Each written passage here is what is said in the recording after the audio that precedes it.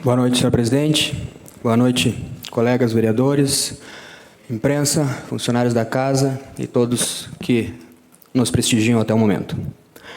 Venho a esta casa hoje para trazer um presente para todos nós.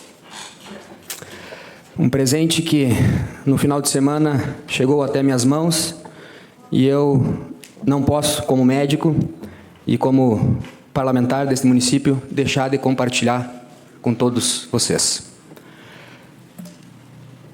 Primeiro mestre em pneumologia e primeiro livre docente em cardiologia da URGS. Pós-doutorado nas universidades de Edimburgo, Londres e Califórnia. Um dos fundadores do Instituto de Cardiologia em Porto Alegre. Nesse momento, chefe do Serviço de Hemodinâmica do Instituto de Cardiologia de Porto Alegre. Estou aqui falando do nosso colega, meu colega e amigo Carlos Antônio Gotchá, que aos 81 anos, hoje, conversando comigo pelo telefone, eu perguntei: doutor, o senhor não tem medo de ir trabalhar? Ele me disse: tenho medo de ficar confinado em casa sem a dignidade e a felicidade do meu trabalho.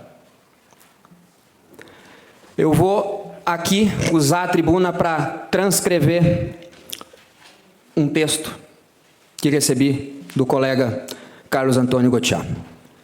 A atual pandemia do coronavírus, em parte, é real, mas em grande parte foi construída pela sua maior propagadora, a mídia totalitária que não admite o contraditório.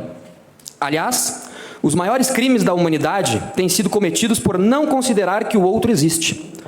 Sócrates teve que beber cicuta para criticar os falsos deuses atenienses. Cristo foi crucificado por pregar tolerância e amor. São Tomás de Aquino foi considerado herético por tentar conciliar fé e razão. Tiradentes foi enforcado porque quis independizar o Brasil. E Hitler foi eleito Homem do Ano em 1938, ocupando a capa da revista Time. Esses exemplos, num oceano de outros semelhantes, apoiaram-se praticamente na unanimidade da inconsciência coletiva na respectiva época. Toda unanimidade é burra. É o que está acontecendo com a dita pandemia do coronavírus. Existe uma verdade única: quem a contesta é criminoso, insensível, desconsidera a vida. Só há o caminho do isolamento social total e absoluto. Ninguém pode sair de casa, todos têm de usar máscara, fora disso não existe outra realidade. Quem pensa em alternativas despreza a vida dos contaminados. Também não se pode lembrar que a maioria dos infectados é assintomática, que poucos desenvolvem sintomas, apenas uma minoria do grupo de risco requer tratamento intensivo e vai a óbito. Entretanto, esse grupo é detectável, pode ser monitorado e submetido a tratamento diferenciado. Um paciente com 90 anos, um cardiopata, diabético, obeso, enfisемatoso, canceroso, fumante, morre de qualquer comorbidade e também morre de coronavírus. Sim, mas e os jovens? Também morrem, mas muito raro, muito menos do que H1N1, dengue, malária, tuberculose, infarto, suicídio, atropelamento, assalto, assassinato, drogas e mais.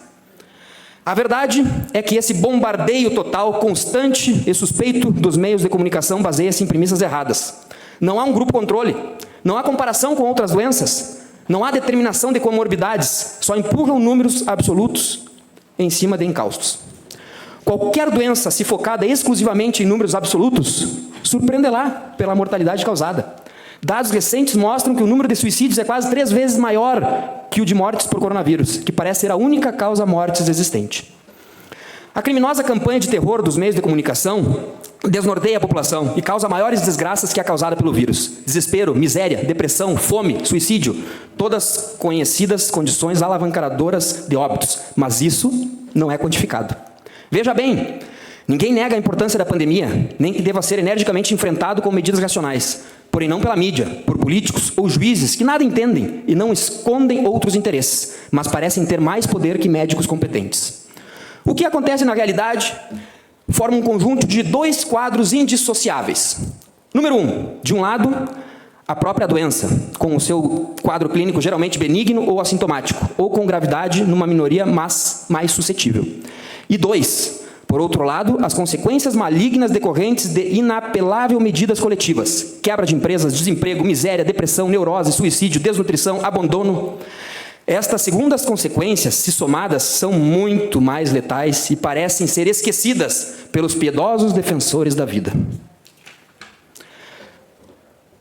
Começando pelo ridículo isolamento social, que confina pessoas em apartamentos mal ventilados e impede de ensolararse nos parques e nas praias, algo muito mais saudável. Ridículo, gente. Nós fechar os parques no momento em que a gente tem que fazer com que as pessoas estejam livres, até porque chegou a mim também, uma pesquisa mostra que raro são os casos de contaminação ao ar livre. O vírus não se dissemina ao ar livre, só em locais fechados e com aglomeração. O afastamento de 2 metros, mãos limpas, uso de máscaras, tem muito mais efeito anticontágio. Confinamento só estoca o vírus para ser solto depois e prolongar o problema, enquanto os gestores arranjam tempo para explicar a falência, por peculatos ou desvios de recursos para a saúde. As neuroses de crianças e adultos gerados pela prisão arbitrária, a agressividade desenvolvida pelo não fazer nada, feminicídios, suicídios, assassinatos de vizinhos, desfechos reais, não são quantificados pelos isolacionistas. É fácil noticiar mortes e o valor do confinamento sentado no púlpito televisivo. Doloroso é o que eu ouvi de um ambulante. Doutor, é melhor morrer do tal vírus que de fome? Ou de outro, periférico mais abrangente. Esse discurso de que a vida está em risco não surte efeito na periferia, onde a vida é um risco permanente. O pior é que já foi demonstrado que o índice de infectados é aproximadamente o mesmo com ou sem isolamento social. Países que enfrentaram a pandemia sem histerismo, com relativa abertura, demonstraram resultados positivos. Sim, dizem, na Suécia, teve mais mortes que em alguns outros promotores do confinamento radical. Talvez seja o preço a pagar. Não entendem esses idiotas da objetividade que a atitude sueca abrandou os outros efeitos maléficos colaterais, já citados do isolamento absoluto. Continuam não entendendo que focar só na doença, destruindo a economia, causa muito maior prejuízo em vidas e qualidade de vida, pois economia saudável propicia a vida, e o contrário mata mais que o vírus. O preço da cura parece ser maior do que a própria doença. A destruição da economia por medida sem contestação, com suas terríveis consequências, constitui verdadeiro crime contra a humanidade e atendem a propósitos hegemônicos, auxiliada por líderes incapazes de enxergar objetivos bem claros. Não se salvam alguns com o sacrifício de todos. Se não intencional, o prejuízo pelo descuido contaminante deve ser cobrado da China. Quem tenta enxergar um pouco o futuro desespera-se. Estamos vendo claro o autoritarismo e controle social por governos inspirados em hegemonia chinesa, que não sabe o que é democracia, transformando pessoas em robôs. Alguns dizem, mas lá na China eles conseguiram controlar, fizeram lockdown. Vai morar lá, que eu tenho certeza que tu vai pedir para voltar para uma democracia que nem o Brasil. Nós não podemos comparar um governo autoritário, um governo de ditadura, em que se o governo disser para te ficar em casa, tu colocar o pé para fora, ou tu é preso ou tu é morto.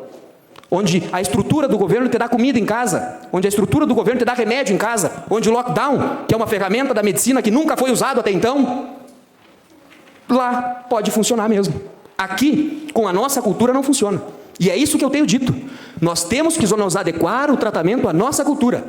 Na Alemanha, por exemplo, conseguiram lá fechar o país por 3 meses. Isolamento total.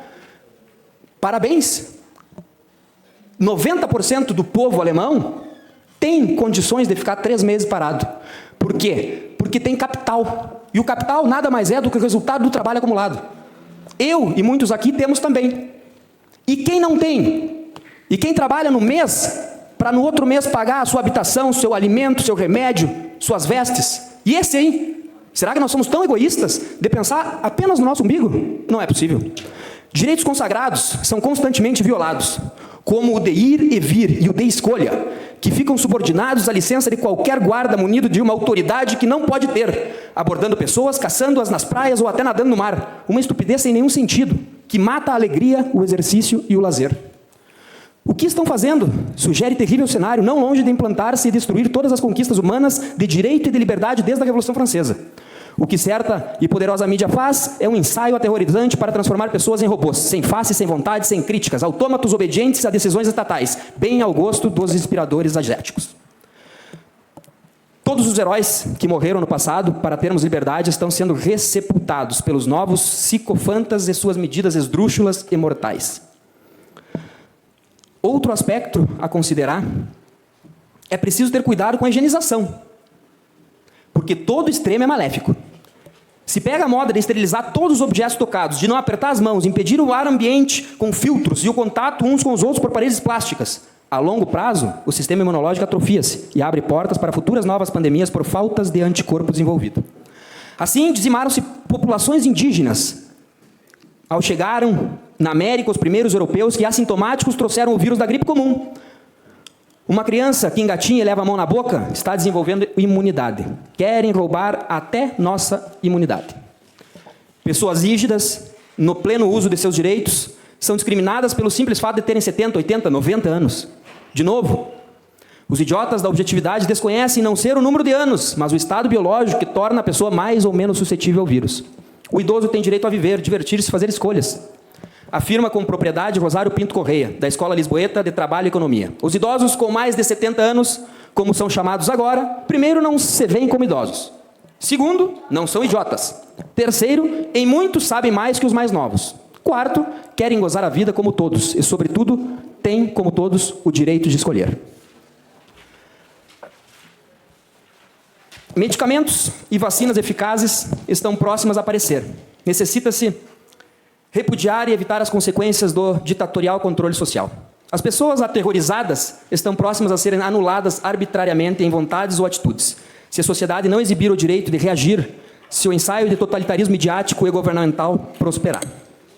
Doutor Tiago, o senhor me permite uma partezinha? Sim, eu quero só dizer aqui para todos que este texto, tá, ele apenas serve para repensar à luz de múltiplas evidências e de um cidadão médico de 81 anos que vai trabalhar todos os dias e que tem no seu currículo algo incrível. Não é qualquer cidadão. Ele é pneumologista, ele conhece pulmão, ele trabalha no Instituto de Cardiologia, ele conhece muito bem como funciona a fisiopatologia da doença. Então, é uma forma que a gente tem de mostrar o outro lado. E a gente tem obrigação, nesta casa, que é a casa dos debates, de mostrar que existe também o outro lado. Era só